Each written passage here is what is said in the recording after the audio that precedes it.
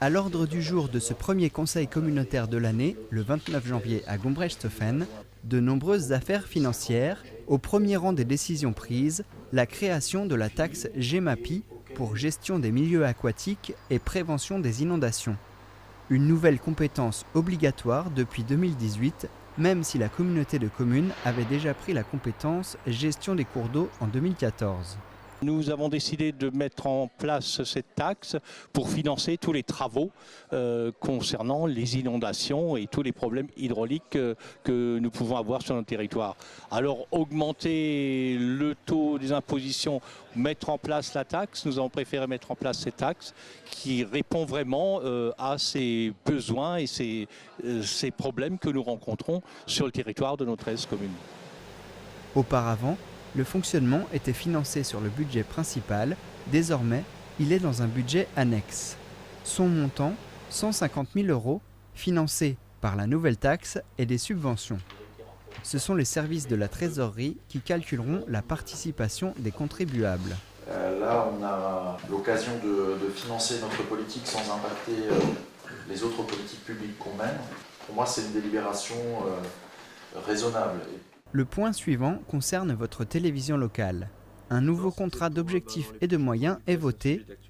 105 000 € hors taxes par an sont alloués au service TV3V sur une durée de 5 ans. Vous découvrirez bientôt les autres nouveautés sur la chaîne. À noter 2 représentants du conseil communautaire nommés à la commission audiovisuelle, Jean-Claude Strebler et Patrice Hilt. La convention avec la caisse d'allocation familiale du Bas-Rhin est renouvelée pour 4 ans. Elle concerne le relais d'assistante maternelle avec une mission supplémentaire, l'accompagnement des familles dans la recherche d'un mode d'accueil. Est approuvé aussi le contrat départemental de développement territorial et humain, dont voici certains des objectifs. Accompagner l'industrie de demain, développer le thermalisme et le tourisme, faire de la culture un réel levier d'attractivité. Le déploiement de la fibre est en cours dans plusieurs communes. Comme pour les autres communautés de communes d'Alsace, la participation au plan Rosace s'élève à 175 € par prise. Pour permettre, je dirais, à l'habitant de dépenser 0 € pour l'amener de la fibre optique jusqu'à chez lui, à sa charge bien sûr, tout abonnement avec un opérateur de télécommunications, un prestataire. Ils garantissent quand même un débit minimum du 200 mégas jusqu'à 1 giga, en fonction du niveau d'abonnement que l'on souhaite. En termes de tarifs, c'est très équivalent à ce que moi personnellement je paye aujourd'hui avec péniblement du 1 méga en journée et 2 mégas la nuit. Dernier point, le conseil communautaire a rendu un avis favorable au schéma départemental d'amélioration de l'accessibilité des services au public. Et donc nous, on sera concernés pour coordonner et mutualiser l'offre de services. Donc ça veut dire l'installation, la construction d'une maison des services au public. Prochain rendez-vous avec l'actualité de la communauté de communes du pays de Niederbrandt-les-Bains, le 19 mars, pour le débat d'orientation du budget.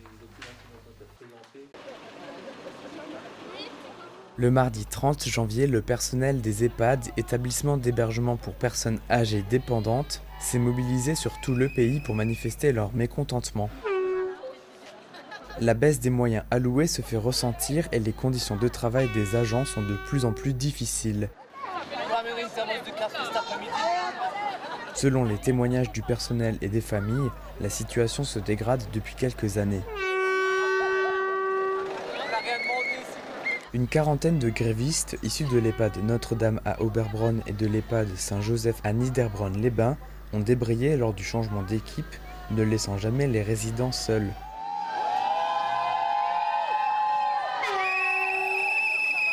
À Merzwiller, la trentaine de grévistes de l'établissement Les Hauts de la Zinsel se sont rassemblés devant le bâtiment avant de se diriger vers la mairie. Les personnes âgées sont de plus en plus dépendantes, ce qui augmente la charge de travail. Plusieurs témoins évoquent des situations où un agent devait s'occuper de 20 résidents. Selon les syndicats, il manquerait aux environs de 200 000 postes en France.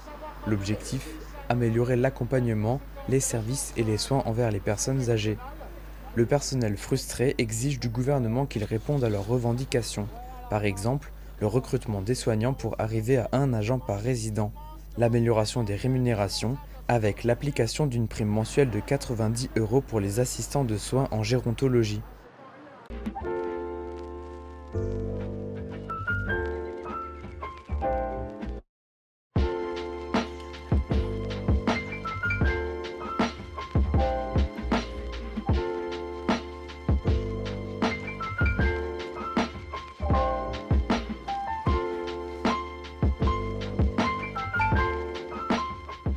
Ça consiste en premier à faire des promenades, à faire des promenades pour les chiens, ou alors me déplacer éventuellement à domicile pendant que les gens sont absents, les personnes absentes, pour soigner les animaux, pour leur donner à manger, à boire, que sais-je.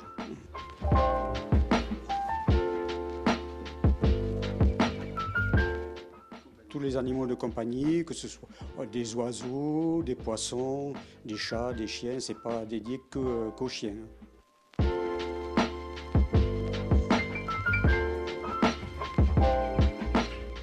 Cette idée, elle nous est venue du fait qu'on a au moins un animal de compagnie depuis 1976 et on a été confronté à différents problèmes avec les chiens, que ce soit dans les hôtels, les campings, les locations. Donc tout le monde n'acceptait pas les animaux.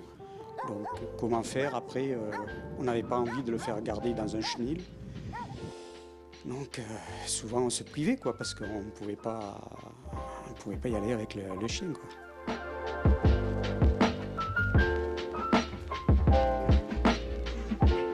Ils prennent tout l'espace.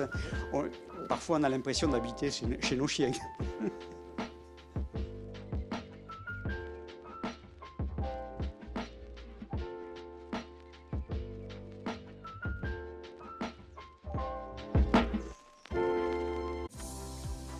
L'année dernière, plusieurs centaines de jeunes qui souhaitaient poursuivre leurs études se sont retrouvés sans établissement.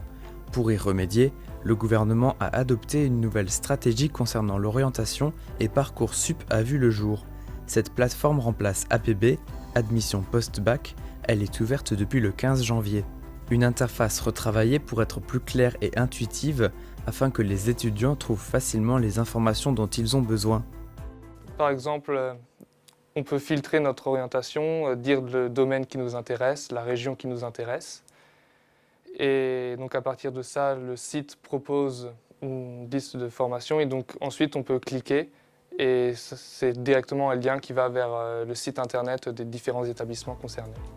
En novembre et en décembre, les étudiants ont commencé à s'informer et à définir leur projet d'orientation avec leur professeur principal. Pour saisir les vœux, ils doivent s'inscrire sur la plateforme Parcoursup et créer leur dossier. Nouveauté, jusqu'au 13 mars à 18 h, ils entrent jusqu'à 10 vœux de leur choix sans les classer. Ils devront exprimer ce qui les motive dans ces formations. Ensuite, ils auront jusqu'au 31 mars pour confirmer leurs vœux. Lors du second conseil de classe, une fiche avenir contenant l'appréciation des professeurs et du chef d'établissement sera transmise aux formations demandées. Plus de tirage au sort des étudiants, désormais seront pris en compte des attendus. Intérêt pour la démarche scientifique, bon niveau en langue ou aptitude à la logique, ces attendus généralistes seront complétés avec des attendus spécifiques aux formations à l'échelle locale. Les universités devront désormais examiner l'adéquation entre le profil et la formation demandée avant de communiquer une réponse. Et pour plus d'informations, vous pouvez contacter le CIO, Centre d'information et d'orientation, ou consulter le site www.parcoursup.fr.